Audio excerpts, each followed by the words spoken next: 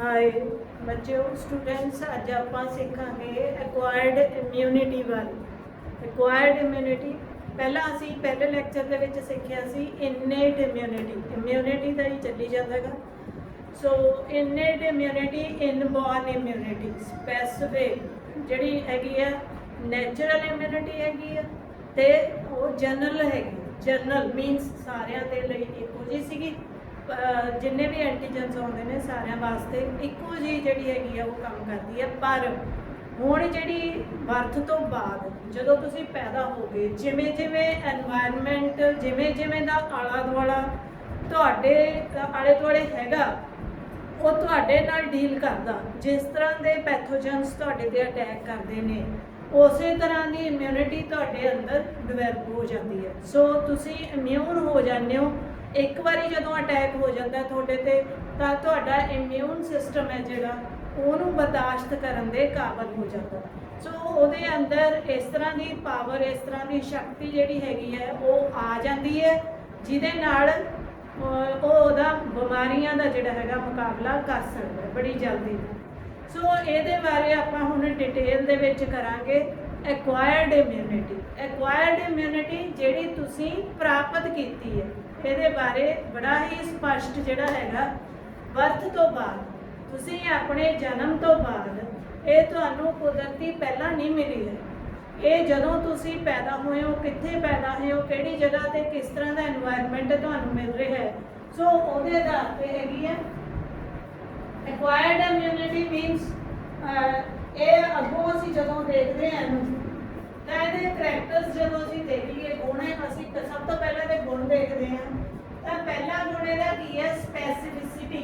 जिथे असीं पहला देखिया see that was non specific, है ना, खास नहीं सी। पर हुण इत्थे एक खास एंटीजन वास्ते खास जिहड़ा हैगा प्रबंध किया जाता है उस नूं खत्म करने वास्ते जां उहनूं रोकण वास्ते, उहनूं कंट्रोल करने वास्ते।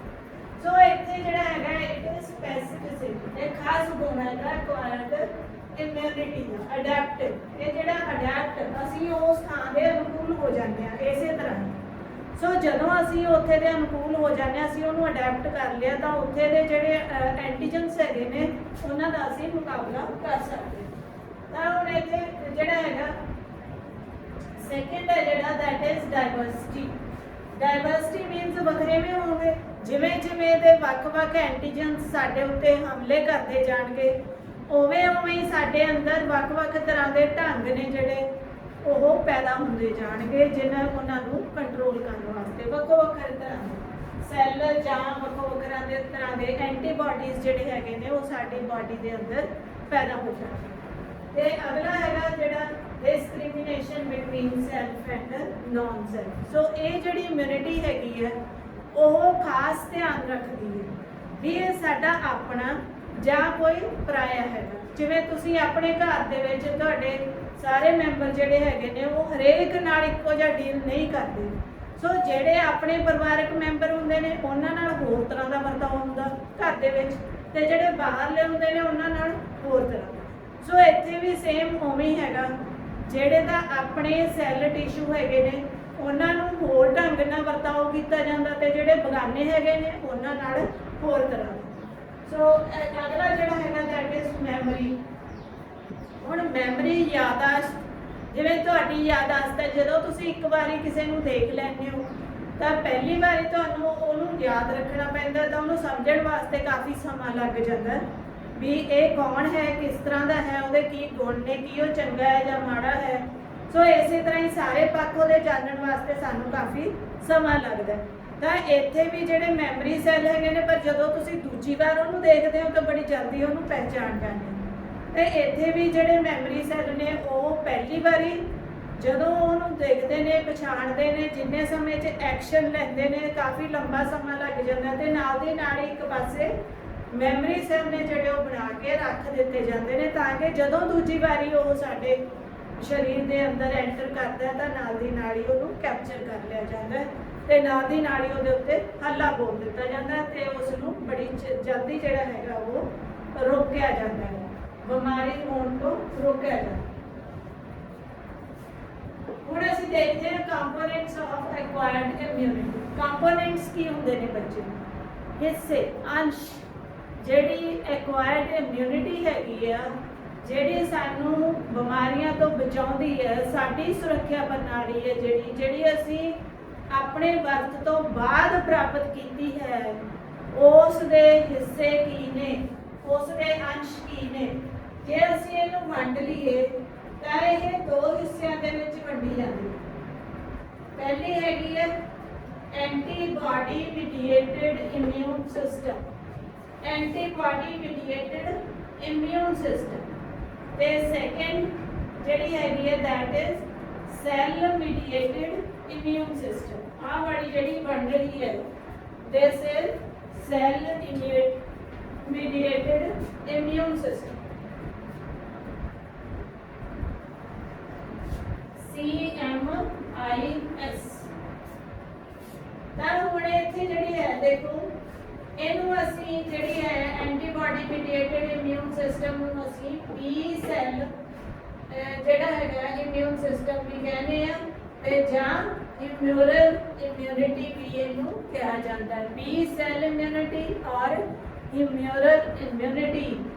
ਇਹ ਜਿਹੜਾ ਹਿਊਮਰਲ ਜਿਹੜਾ ਹੈਗਾ ਇਹਦਾ ਮਤਲਬ ਹੈ ਲਿਕੁਇਡ, ਫਲੂਇਡ। ਤਾਂ ਹੁਣ ਸਾਡੀ ਬਾਡੀ ਦੇ ਅੰਦਰ ਕੀ ਹੁੰਦਾ, ਲਿਕੁਇਡ। ਫਲੂਇਡ ਕੀ ਹੈ, that is only blood। So blood and lymph ਜਿਹੜਾ ਹੈਗਾ ਇਹਦੇ ਵਿੱਚ ਬਲੱਡ ਦੇ ਵਿੱਚ ਐਂਟੀਬਾਡੀਜ਼, ਇੱਕ ਘੁਲਣਯੋਗ ਪਦਾਰਥ ਨੇ ਐਂਟੀਬਾਡੀਜ਼ ਜਿਹੜੇ ਕਿ ਬਲੱਡ ਦੇ ਵਿੱਚ ਘੁਲ ਕੇ ਜਾਂਦੇ ਨੇ। ਸੋ ਇਸੇ ਕਰਕੇ ਇਹਦਾ ਨਾਮ ਹੈਗਾ ਹਿਊਮਰਲ ਇਮਿਊਨਿਟੀ। ਸੋ ਐਂਟੀਬਾਡੀਜ਼ ਰਾਹੀਂ ਇਹ ਸਾਡਾ ਇਲਾਜ ਜਿਹੜਾ ਹੈਗਾ ਉਹ ਕਰਦਾ ਜਾਂ ਸਾਨੂੰ ਸੁਰੱਖਿਆ ਪ੍ਰਦਾਨ ਕਰਦਾ।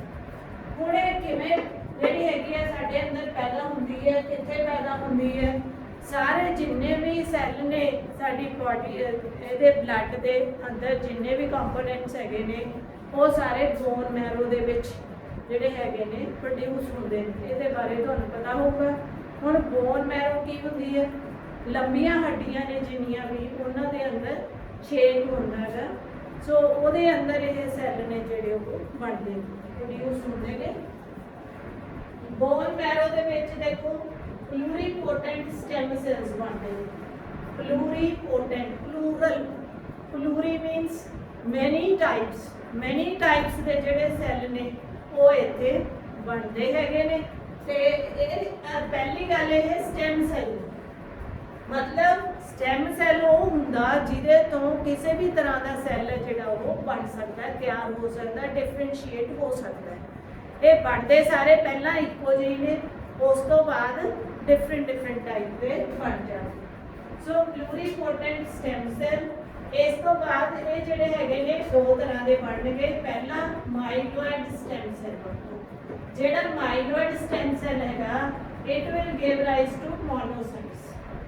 मोनोसाइट्स इहदे बारे आपां पढ़ लिया, ठीक है। लार्ज सैल हैगे ने, पहला ये ब्लड दे विच तैरते रहंदे ने कुछ घंटे, फिर उस तो बाद जदों साइज ग्रो कर जाता है they shift to the tissues ਤੇ ਉਹ ਮੈਕਰੋਫੇਜਸ ਬਣ ਜਾਂਦੇ ਨੇ। ਤਾਂ ਇਹ ਮੈਕਰੋਫੇਜਸ ਮਾਈਲੋਇਡ ਸਟੈਮ ਸੈਲ ਨੇ ਜਿਹੜੇ ਉਹ ਮੋਨੋਸਾਈਟਸ, ਦੈਨ ਮੈਕਰੋਫੇਜਸ, ਦੈਨ ਗ੍ਰੈਨੂਲੋਸਾਈਟਸ। ਹੁਣ ਗ੍ਰੈਨੂਲੋਸਾਈਟਸ ਬਾਰੇ ਅਸੀਂ ਪਹਿਲਾਂ ਪੜ੍ਹਿਆ ਹੈਗਾ, ਕਿਹੜੇ ਕਿਹੜੇ ਹੁੰਦੇ ਨੇ? ਐਸਿਡੋਫਿਲਸ, ਬੇਸੋਫਿਲਸ ਐਂਡ ਨਿਊਟ੍ਰੋਫਿਲਸ। ਸੋ ਤਿੰਨ ਤਰ੍ਹਾਂ ਦੇ ਇਹ ਬਣਦੇ ਨੇ, ਆਰਬੀਸੀਜ਼ ਬਣਦੇ ਨੇ ਐਂਡ ਪਲੇਟਲੈਟਸ ਬਣਦੇ ਨੇ। ਹੁਣ ਸਾਡੇ ਕੋਲੇ ਰਹਿ ਕਿਹੜੇ ਗਏ? ਕੱਲੇ ਲਿੰਫੋਸਾਈਟਸ। ਤਾਂ ਇੱਥੇ ਜਿਹੜਾ ਲਿੰਫੋਇਡ ਸਟੈਮ ਸੈਲਸ ਦੂਜੀ ਤਰ੍ਹਾਂ ਦੇ ਜਿਹੜੇ ਹੈਗੇ ਨੇ ਉਹ ਲਿੰਫੋਇਡ ਸਟੈਮ ਸੈਲਸ ਹੈਗੇ। ਤਾਂ ਇਹ ਜਿਹੜੇ ਲਿੰਫੋਇਡ ਸਟੈਮ ਸੈਲਸ ਹੈਗੇ ਨੇ ਦੇ ਫਾਰਮ B ਲਿੰਫੋਸਾਈਟਸ ਐਂਡ T ਲਿੰਫੋਸਾਈਟਸ। ਹੁਣ ਜਿਹੜੇ B ਲਿੰਫੋਸਾਈਟ ਤੇ T ਲਿੰਫੋਸਾਈਟਸ ਹੈਗੇ ਨੇ ਇਹ ਸਾਡਾ ਵੱਡਾ ਹਿੱਸਾ ਜਿਹੜਾ ਇਮਿਊਨਿਟੀ ਦਾ ਉਹ ਸਾਨੂੰ ਪ੍ਰਦਾਨ ਕਰਦੇ ਨੇ। ਜਿਹੜੇ T ਲਿੰਫੋਸਾਈਟਸ ਹੈਗੇ ਨੇ ਦੇ ਮੈਚਿਓਰ ਇਨ ਦ ਥਾਈਮਸ। ਹੁਣ ਥਾਈਮਸ ਕਿੱਥੇ ਪਿਆ? ਹਾਰਟ ਦੇ ਕੋਲੇ ਪਿਆ, ਉੱਤੇ ਪਿਆ।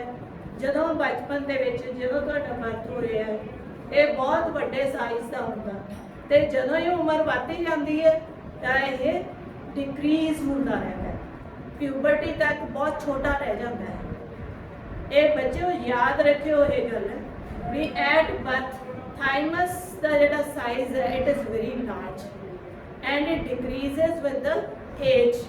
जिमें जिमें उम्र बढ़ती जाती है थाइमस का साइज है जिहड़ा वो घटदा जाता है। सो इत्थे जिहड़े सैल थाइमस दे विच मैच्योर हुंदे ने वो की हैगे ने टी सैल्स, ते वो सानू सैल मीडिएटेड इम्यूनिटी प्रोवाइड करते हैं। वो सैल जिहड़े हैगे ने वक्खो वक्खरे तरह के सैल ने जिहड़े वो सैल के रूप दे विच ही काम करते हैं। तो असीं देखांगे वो 4 तरह के सैल ने वक्खो वक्खरे तरह के। वो किहड़े-किहड़े नेगे देखो, यही जिहड़े हैगे ने प्लूरीपोटेंट स्टेम सैल्स, उन्हां तों की बने प्रीमैच्योर्ड टी सैल्स। फिर उस तो बाद वो थाइमस दे विच चले गए ते उन्हां दे विचों कुछ सैल ने जिहड़े वो नैचुरल किलर सैल्स बन के अलग हो जाते।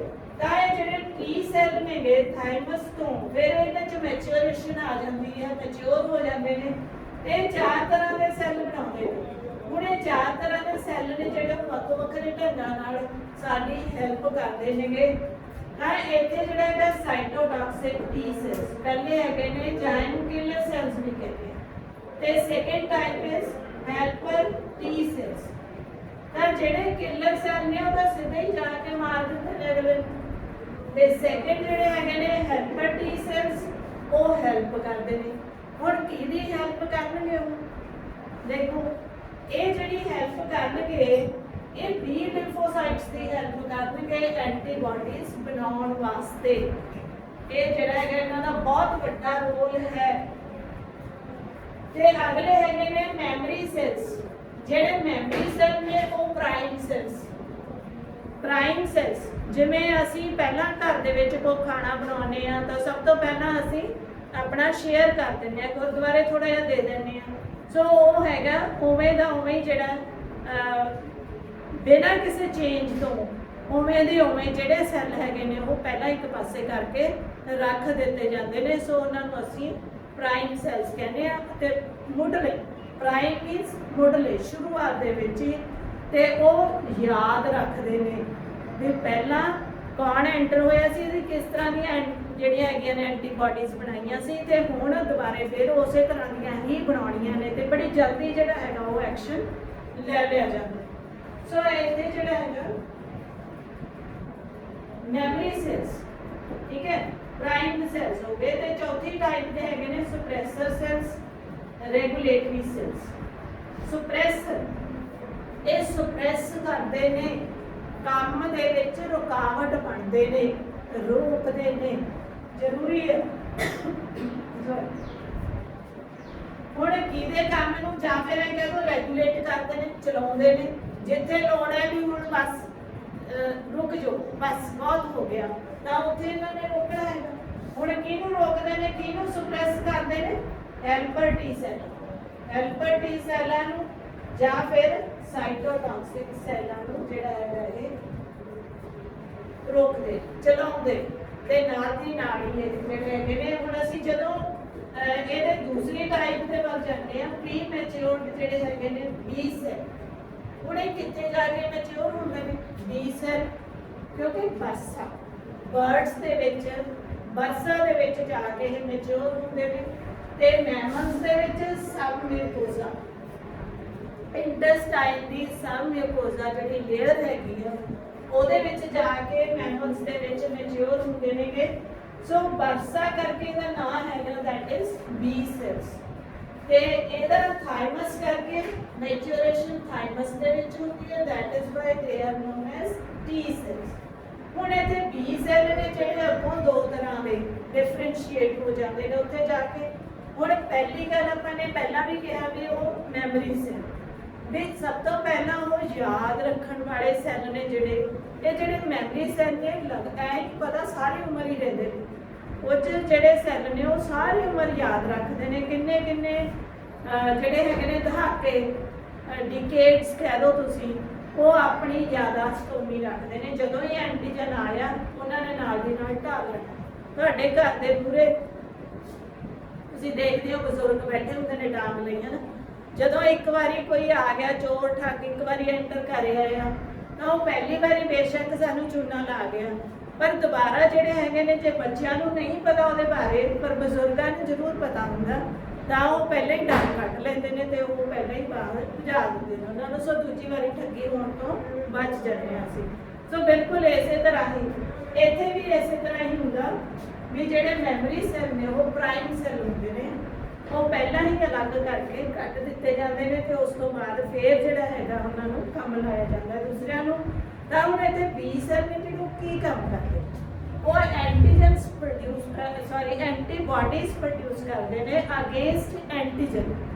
ਹੁਣ ਕੋਈ ਵੀ ਐਂਟੀਜਨ ਹੈ ਉਹ ਕੀ ਜ਼ਹਿਰੀਲਾਪਨ ਛੱਡ ਰਿਹਾ ਹੈ, ਤਾਂ ਜਿਸ ਤਰ੍ਹਾਂ ਦਾ ਜ਼ਹਿਰੀਲਾਪਨ ਛੱਡ ਰਿਹਾ ਹੈ ਉਹਨੂੰ ਨਿਊਟਰਲਾਈਜ਼ ਕਰਨ ਵਾਸਤੇ, ਉਹਨੂੰ ਖਤਮ ਕਰਨ ਵਾਸਤੇ ਜਿਹੜਾ ਹੈਗਾ, ਜਾਂ ਉਹਨੂੰ ਕਹਿ ਲਓ ਵੀ ਉਦਾਸੀਨ ਕਰਨ ਵਾਸਤੇ, ਇੱਧਰੋਂ ਦੂਸਰੇ ਪਾਸੇ ਉਹਦੇ ਖਿਲਾਫ ਉਸ ਤਰ੍ਹਾਂ ਦੇ ਪ੍ਰੋਟੀਨਸ ਜਿਹੜੇ ਹੈਗੇ ਨੇ ਉਹ ਬਣਾ ਕੇ ਛੱਡੇ ਜਾਂਦੇ ਨੇ ਬਲੱਡ ਦੇ ਰਾਹੀਂ।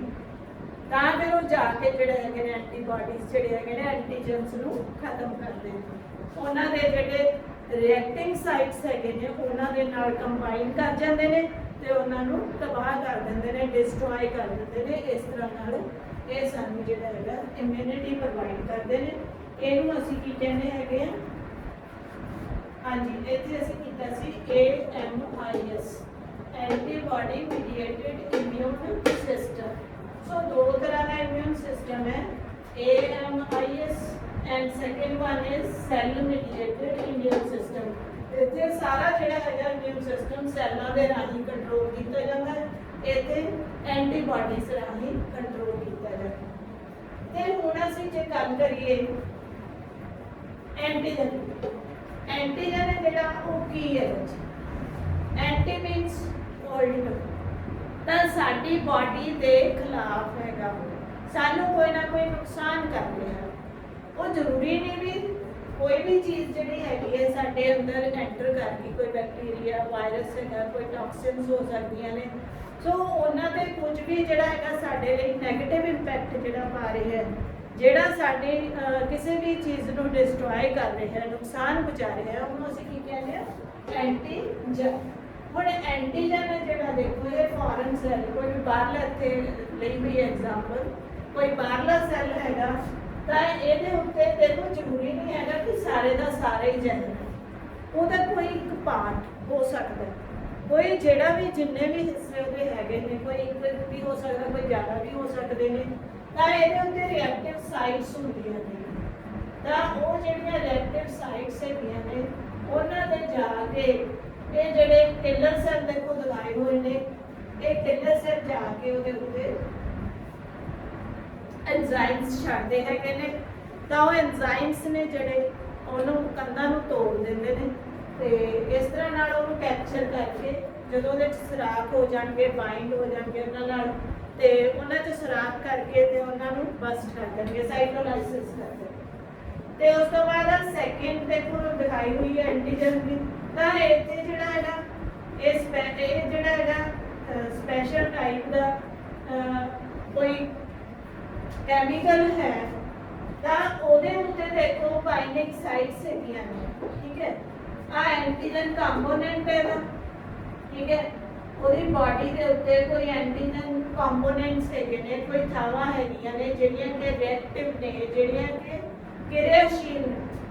ਸੋ ਇਹਨਾਂ ਦੇ ਅਸੀਂ ਜਦੋਂ ਦੇਖਦੇ ਹਾਂ ਉਹਨੂੰ ਅਸੀਂ ਐਪੀਟੋਪਸ ਕਹਿੰਦੇ ਹਾਂ। ਐਪੀਟੋਪਸ ਨੇ ਜਿਹੜੀਆਂ, ਇਹਨਾਂ ਨੂੰ ਇਹਨਾਂ ਦੇ ਐਪੀਮਿਕਸ ਉੱਪਰ ਟੌਪ ਉੱਪਰ ਉਹਦੇ ਟੌਪ ਦੇ ਉੱਤੇ ਲੱਗੀਆਂ ਹੋਈਆਂ ਨੇ, ਸੋ ਪਰੋਸੇ ਹੋਏ ਨੇ। ਤਾਂ ਇਹਨਾਂ ਨੂੰ ਜਾ ਕੇ ਰਿਐਕਟਿਵ ਸਾਈਟਸ ਦੇ ਨਾਲ ਜਿਹੜੇ ਐਂਟੀਬਾਡੀਜ਼ ਹੈਗੀਆਂ ਨੇ ਉਹ ਜਾ ਕੇ, ਜਿਵੇਂ ਲੌਕ ਐਂਡ ਕੀ ਮੈਥਡ ਹੁੰਦਾ, ਤਾਂ ਉਹਦੇ ਨਾਲ ਜਾ ਕੇ ਰਿਐਕਟ ਕਰਦੀਆਂ ਨੇ, ਉਹਦੇ ਨਾਲ ਜਾ ਕੇ ਜੁੜ ਜਾਂਦੀਆਂ ਨੇ ਤੇ ਉਹਨਾਂ ਨੂੰ ਕਵਰ ਕਰ ਦਿੰਦੀਆਂ ਨੇ, ਢੱਕ ਲੈਂਦੀਆਂ ਨੇ। ਸੋ ਇਹਦੇ ਨਾਲ ਕੀ ਹੈਗਾ, ਉਹ ਫਿਰ ਸਾਡੀ ਬਾਡੀ ਨੂੰ ਨੁਕਸਾਨ ਨਹੀਂ ਕਰ ਸਕਦਾ, ਉਹਦਾ ਵਾਧਾ ਰੁਕ ਜਾਣਾ, ਠੀਕ ਹੈ ਨਾ। ਤੇ ਜਦੋਂ ਵਾਧਾ ਰੁਕ ਗਿਆ, ਕਿਸੇ ਵੀ ਚੀਜ਼ ਦਾ ਜਦੋਂ ਵਾਧਾ ਰੁਕ ਜਾਂਦਾ ਤਾਂ ਉਹਦੀ ਤਾਂ ਇੱਕ ਦਿਨ ਤੱਕ ਖਤਮ ਹੋਣਾ ਹੀ ਹੈ।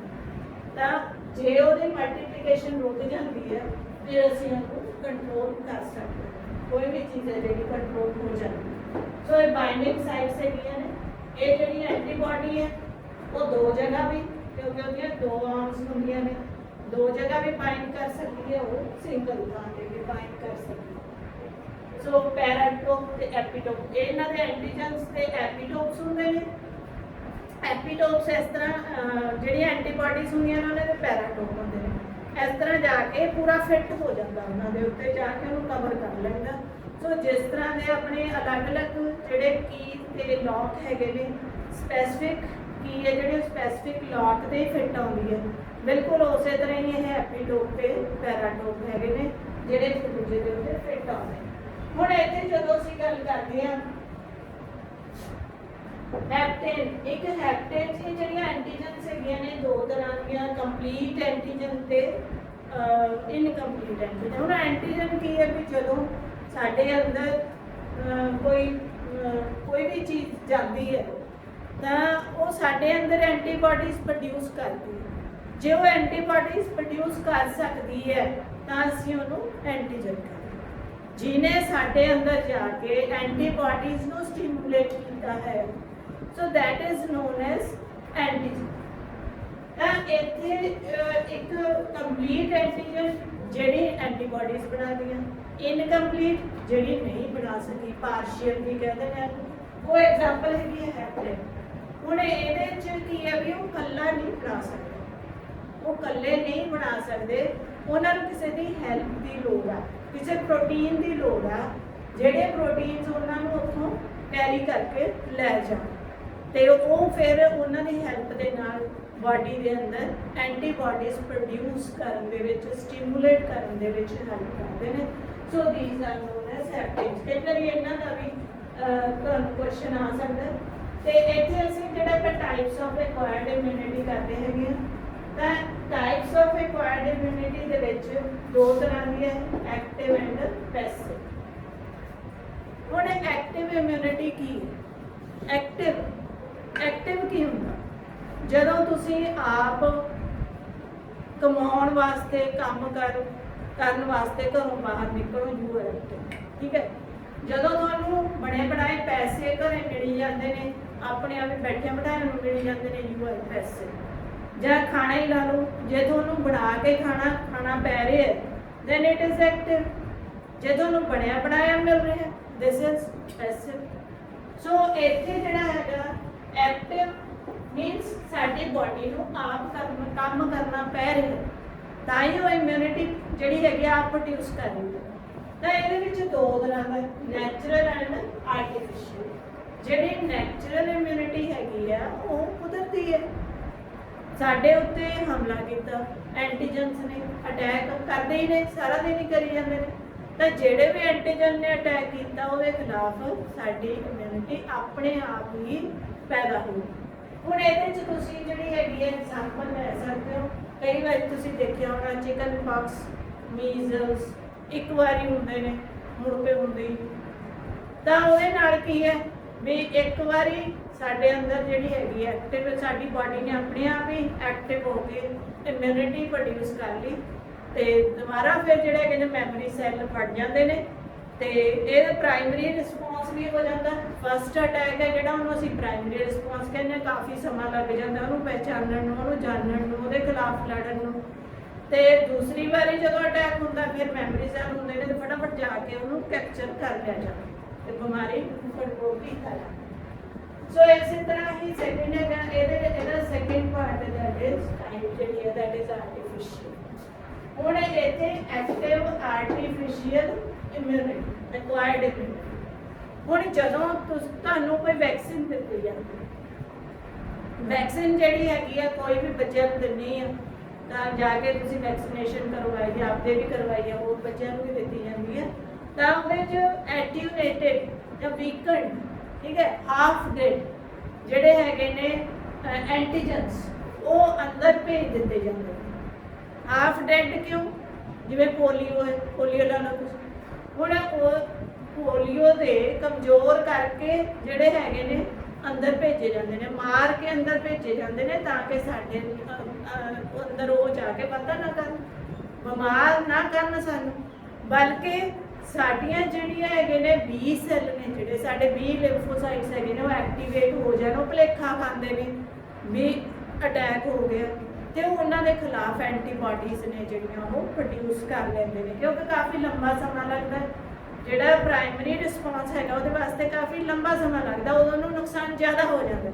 ਸੋ ਇਸ ਕਰਕੇ ਇਹੋ ਜਿਹੀਆਂ ਬਿਮਾਰੀਆਂ ਵਾਸਤੇ ਜਾਣ ਬੁੱਝ ਕੇ ਅਟੈਕ ਕਰਵਾਇਆ ਜਾਂਦਾ, ਕਮਜ਼ੋਰ ਕਰਕੇ ਜਾਂ ਅਤਮਰੇ ਕਰਕੇ, ਵੀ ਉਹ ਸਾਨੂੰ ਨੁਕਸਾਨ ਨਾ ਕਰਨ, ਬਲਕਿ ਇਮਿਊਨਿਟੀ ਜਿਹੜੀ ਹੈਗੀ ਆ ਉਹ ਪੈਦਾ ਕਰ ਲਈ ਜਾਂਦੀ ਹੈ। ਤੇ ਪੈਸਿਵ, ਹੁਣ ਪੈਸਿਵ ਇਮਿਊਨਿਟੀ ਹੈ ਜਿਹੜੀ ਉਹ ਬਿਲਕੁਲ ਆਪਣੇ ਆਪ ਹੀ ਬਣੀ ਬਣਾਈ, ਕੁਝ ਨਹੀਂ ਕਰਨਾ ਬਾਡੀ ਨੇ, ਬਣੀ ਬਣਾਈ ਇਮਿਊਨਿਟੀ ਮਿਲ ਗਈ। ਤਾਂ ਹੁਣ ਇਹਦੇ ਵਿੱਚ ਪਹਿਲੀ ਹੈਗੀ ਨੈਚੁਰਲ ਇਮਿਊਨਿਟੀ, ਜਿਹੜੀ ਕੁਦਰਤੀ ਇਮਿਊਨਿਟੀ ਹੈ ਉਹ ਬੱਚੇ ਨੂੰ ਮਾਂ ਤੋਂ ਮਿਲਦੀ ਹੈ, before birth and after birth. ਹੁਣ ਇੱਥੇ ਜਿਹੜੀ ਬਿਫੋਰ ਬਰਥ ਹੈਗੀ ਹੈ ਥਰੂ ਪਲੈਸੈਂਟਾ ਫੀਟਸ ਨੂੰ ਮਿਲਦੀ ਹੈਗੀ ਹੈ। ਹੁਣ ਇਹਦੇ ਵਿੱਚ ਦੇਖੋ ਇਮਿਊਨੋਗਲੋਬੂਲਿਨਸ ਹੈਗੀਆਂ ਨੇ, ਇਮਿਊਨੋਗਲੋਬੂਲਿਨਸ ਜੀ, ਇਹਦੇ ਬਾਰੇ ਆਪਾਂ ਬਾਅਦ ਚ ਕਰਾਂਗੇ ਕਿੰਨੇ ਤਰ੍ਹਾਂ ਦੀਆਂ ਨੇ, 5 ਤਰ੍ਹਾਂ ਦੀਆਂ ਨੇ। ਸੋ IgG ਹੈ ਜਿਹੜੀ ਇਮਿਊਨੋਗਲੋਬੂਲਿਨਸ ਜੀ ਹੈ ਜਿਹੜੀ ਉਹ through placenta from mother to foetus ਇਹ ਜਾਂਦੀ ਹੈਗੀ ਹੈ। ਤੇ ਇਸੇ ਤਰ੍ਹਾਂ ਹੀ ਆਫਟਰ ਬਰਥ ਕਲਸਟਰਮ, ਕਲਸਟਰਮ ਤੁਸੀਂ ਪੜ੍ਹ ਲਿਆ, ਠੀਕ ਹੈ ਬੇਟਾ। ਤਾਂ ਉੱਥੇ ਕਲਸਟਰਮ ਜਿਹੜਾ ਹੈਗਾ ਯੈਲੋ ਮਿਲਕ ਹੈਗਾ ਫਸਟ, ਜਿਹਦੇ ਵਿੱਚ ਇਹ ਜਿਹੜੀਆਂ ਐਂਟੀਬਾਡੀਜ਼ ਹੈਗੀਆਂ ਨੇ IgA ਉਹ ਬੱਚੇ ਨੂੰ ਥਰੂ ਮਿਲਕ। ਤੇ ਇਸੇ ਤਰ੍ਹਾਂ ਹੀ ਆਰਟੀਫਿਸ਼ੀਅਲ ਪੈਸਿਵ ਆਰਟੀਫਿਸ਼ੀਅਲ ਹੈਗੀ। ਹੁਣ ਜਿਹੜੀ ਆਰਟੀਫਿਸ਼ੀਅਲ ਪੈਸਿਵ ਹੈ ਇਹਦੇ ਵਿੱਚ ਕੁਝ ਵੀ ਨਹੀਂ ਕਰਨਾ, ਉਹਦਾ ਜਿਹੜਾ ਅਟੈਕ ਹੈ ਉਹ ਇੰਨਾ ਜ਼ਬਰਦਸਤ ਹੈ ਕਿ ਸਮਾਂ ਬਹੁਤ ਘੱਟ ਹੈ, ਉਹਨੂੰ ਐਕਟੀਵੇਟ ਕਰਨ ਦੀ ਅਸੀਂ ਵੇਟ ਨਹੀਂ ਕਰ ਸਕਦੇ। ਸੋ ਇਸ ਕਰਕੇ ਉਹਨੂੰ ਫਟਾਫਟ ਬਣੀਆਂ ਬਣਾਈਆਂ ਪਹਿਲਾਂ ਹੀ ਪੈਦਾ ਕੀਤੀਆਂ ਗਈਆਂ ਕਿਸੇ ਹੋਰ ਬੰਦੇ ਦੇ ਵਿੱਚ, ਪਰਸਨ ਦੇ ਵਿੱਚ ਜਾਂ ਕਿਸੇ ਜਾਨਵਰ ਦੇ ਵਿੱਚ ਪੈਦਾ ਕਰਕੇ ਸੀਰਮ ਦੇ ਰਾਹੀਂ ਉਹ ਐਂਟੀਬਾਡੀਜ਼ ਜਿਹੜੀਆਂ ਹੈਗੀਆਂ ਨੇ ਉਸ ਇਨਸਾਨ ਨੂੰ ਦਿੱਤੀਆਂ ਜਾਂਦੀਆਂ ਨੇ। ਸੋ ਇਹਦੀ ਐਗਜ਼ਾਮਪਲ ਅਸੀਂ ਜੇ ਲੈ ਲੈਂਦੇ ਹਾਂ ਉਹ ਹੈਗੀ ਆ ਐਂਟੀ ਟੈਟਨਸ ਜਾਂ ਐਂਟੀਵੈਨੋਮਸ। ਸਨੇਕ ਬਾਈਟ ਤੋਂ ਜੇ ਸੱਪ ਲੜ ਜਾਂਦਾ ਕਿਸੇ ਦੇ, ਜਾਂ ਟੈਟਨਸ ਹੋ ਜਾਂਦਾ, ਜੌ ਲੌਕ ਜਿਹੜਾ ਹੈਗਾ ਅਧਰੰਗ ਦੀ ਬਿਮਾਰੀ ਤੁਸੀਂ ਸੁਣੀ ਹੋਣੀ ਹੈ। ਸੋ ਉਹਦੇ ਤੋਂ ਬਣੀਆਂ ਬਣਾਈਆਂ ਜਿਹੜੀਆਂ ਹੈਗੀਆਂ ਨੇ ਐਂਟੀਬਾਡੀਜ਼ ਉਹ ਅੰਦਰ ਇੰਜੈਕਟ ਕੀਤੀਆਂ ਜਾਂਦੀਆਂ ਨੇ। ਸੋ ਇਹਦੇ ਨਾਲ ਹੀ ਬੇਟਾ ਮੈਨੂੰ ਲੱਗਦਾ ਵੀ ਤੁਹਾਨੂੰ ਉਮੀਦ ਹੈ ਵੀ ਤੁਸੀਂ ਇਹ ਲੈਕਚਰ ਨੂੰ ਇੰਜੋਏ ਵੀ ਕੀਤਾ ਹੋਣਾ ਤੇ ਤੁਹਾਨੂੰ ਜਿਹੜਾ ਹੈਗਾ ਚੰਗੀ ਤਰ੍ਹਾਂ ਸਮਝ ਵੀ ਆਇਆ।